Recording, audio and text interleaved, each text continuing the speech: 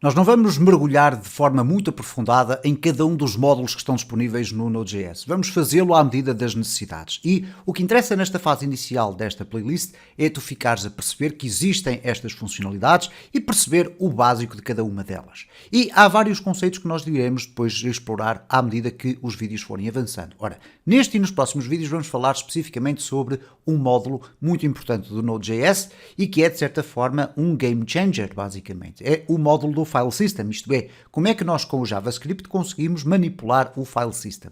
Vamos falar aqui sobre vários aspectos durante os próximos vídeos, nomeadamente sobre como ler ficheiros, como escrever ficheiros, como criar e eliminar pastas e criar e eliminar ficheiros, neste caso também. Bom, vamos começar aqui por perceber como é que, através do Node.js, nós conseguimos, por exemplo, ler o conteúdo de um ficheiro. E existem várias formas de o fazer. Eu vou colocar aqui Reading Files. E para nós podermos ler ficheiros ou para podermos operar com o File System, nós necessitamos de fazer um const. Vamos lhe chamar aqui fs, de File System, que é algo bastante comum, embora nós possamos utilizar o nome que quisermos, e depois vamos requerer um módulo que tem exatamente aquele nome. Então vamos fazer aqui um require e depois simplesmente colocar fs. E desta forma estamos a indicar ao nosso script que vamos querer utilizar classes e metodologias que estão incorporadas dentro daquele módulo. Ora, como é que nós fazemos a leitura de um ficheiro? Existem várias formas, como eu tive a ocasião de referir, mas vamos mostrar aqui uma relativamente mais simples. Então vamos ter aqui um fs e agora temos acesso ao conjunto de funções que estão disponíveis dentro do módulo. Ora, uma delas chama-se readFile. Podes verificar que existe aqui um readFileSync e um readFile. Qual é a principal diferença?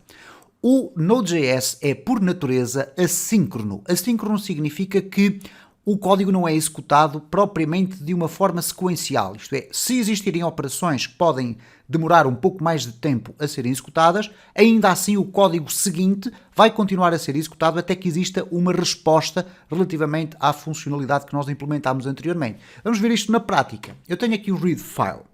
Ora, o readFile tem aqui uma assinatura, ou neste caso tem até 4 assinaturas disponíveis. E aqui torna-se um bocadinho mais complicado ler, para quem não estiver habituado, esta parte da assinatura deste método, mas de qualquer das formas, a assinatura que nós vamos aqui utilizar, eu vou aqui tentar novamente obtê-la, ok? Vamos aqui abrir.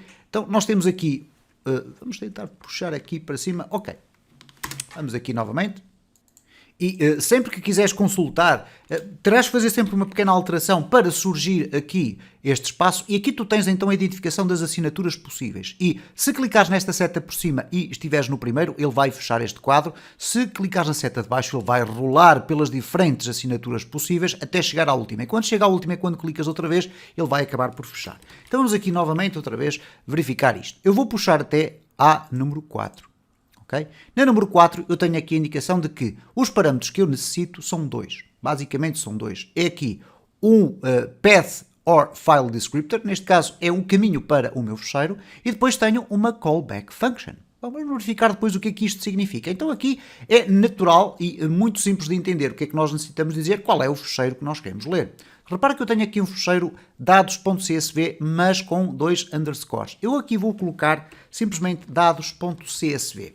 Ora, uma vez que o ficheiro está na mesma pasta do app.js, é conveniente que tu coloques então um ponto e uma barra, ok? E neste caso estás a indicar exatamente qual é o ficheiro que tu queres ler.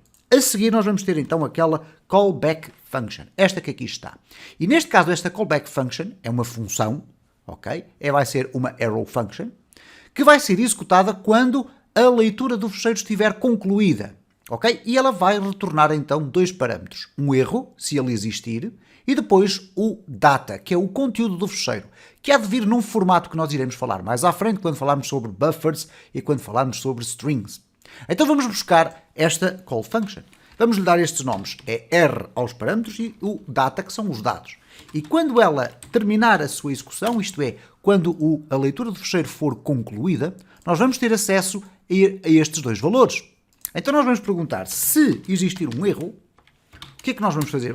Vamos colocar aqui no console.log e vamos colocar qual é a mensagem de erro que aparece, que neste caso nós sabemos de antemão que quando executarmos este script vai acontecer porque nós não temos o ficheiro dados com o nome correto. Caso contrário, else, nós vamos colocar aqui um console.log e vamos apresentar o data. Ok? Ora, vamos executar então aqui o nosso Node. Vamos colocar aqui um app.js e vamos executar. E repara então o que é que aconteceu aqui. Error, no such file or directory open, ok? E então ele diz-nos que não foi possível carregar aqui esta informação. Ora, atenção que este erro que está a ser apresentado aqui não é este erro que está aqui dentro. É um erro que é gerado pela própria função que aqui está. Isto é, ele não conseguiu encontrar o fecheiro, logo ele não foi capaz de ler esta informação e nem sequer chegou aqui a esta informação. Apresenta um erro genérico. Bom, já iremos ver como é que nós conseguimos lidar com isto para verificar se o fecheiro existe ou não existe. Vamos, no entanto, alterar aqui os dados para ele passar a existir. Ok? Como podes verificar aqui, é um CSV apenas com 3 linhas, com os 3 nomes. Se eu agora executar novamente o meu código, repara o que é que aconteceu. Neste caso, o meu sistema conseguiu executar a leitura, encontrou o fecheiro, executou a leitura e passou a informação para dentro do data. Neste caso não existe nenhum erro e, por conseguinte, nós aqui vamos conseguir ler esta informação que lá está dentro. Então, a informação passa para o data e passa para aqui. Lembras-te certamente de eu ter falado que a informação era guardada dentro de um buffer. Ora, nós iremos falar sobre buffers mais à frente, mas se nós quisermos ver qual é o conteúdo do nosso fecheiro, simplesmente teremos que colocar aqui um conversor, um método de conversão, o toString. Okay? E o toString vai permitir então verificar qual é o conteúdo do nosso fecheiro.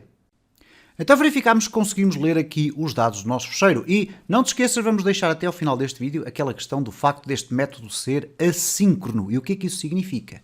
Mas verificamos aqui também que se eu alterar novamente aqui o fecheiro para colocar aqui um underscore, nós temos então aquele erro que aparece aqui de forma genérica, isto é, o sistema não conseguiu encontrar aquele fecheiro. Ora, para isso, nós podemos também utilizar aqui um método que permite verificar se o fecheiro existe, e neste caso funciona também para pastas.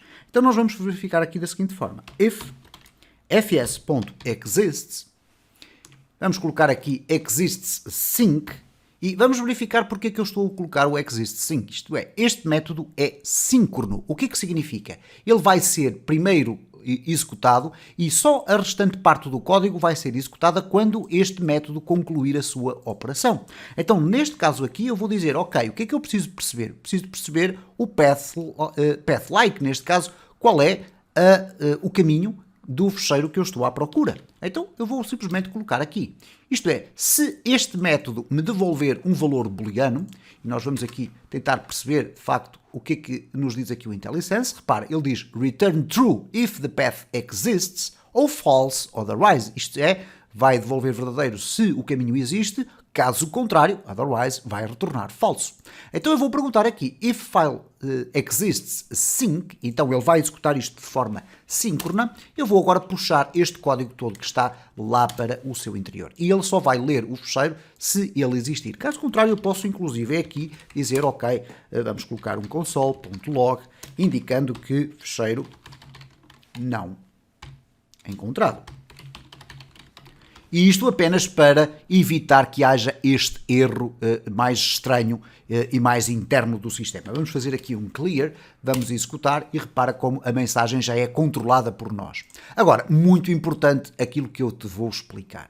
Vamos colocar aqui novamente o fecheiro desta forma. O que é que vai acontecer quando eu executar o código? Repara, eu tenho aqui o conteúdo. Mas agora repara neste aspecto que é importante. Se eu colocar aqui depois o código que eu quero executar a seguir, console.log, vamos colocar aqui última operação. Repara o que é que vai acontecer. Se eu executar aqui, repara como a última operação aparece antes da execução deste bloco de código que aqui está. Ora, porquê que isso acontece? Tem a ver com o facto de nós estarmos a utilizar este método readFile, que é um método assíncrono. O método assíncrono significa basicamente o quê? Para percebermos em linguagem mais simples. Quando eu peço ao meu Node para executar esta função, ele dá uma instrução ao seu event loop para dizer, ok, é necessário ler aquele fecheiro. Vai fazer isso. E vai continuar a interpretar o código que aqui está. Só quando ele terminar a leitura do nosso file é que ele vai executar então aqui esta callback function, uma arrow function, ok? É uma função de callback. Função de callback significa executa esta função quando eu acabar de fazer a leitura destes dados. E ele então apresenta os dados. Então o que é que acontece? Ele dá aqui a instrução para que a informação seja lida, mas vai continuar a executar o resto do código. E só depois da informação ser lida é que ele vai apresentar esta informação. Nós vamos ter que ter sempre um mindset diferente quando utilizamos este tipo de abordagem ao código, porque habitualmente quem nunca trabalhou com métodos assíncronos está habituado a trabalhar com métodos síncronos. Isto é, que o código é executado de forma sequencial e nenhuma das operações seguintes é executada antes da anterior estar concluída. E este é um dos principais paradigmas e uma das principais dificuldades para qualquer programador que vem de linguagens de programação, como é o caso, por exemplo, do PHP, que não é assíncrono. E, portanto, nós temos aqui que começar a perceber que há uma filosofia diferente de abordagem aos problemas do código.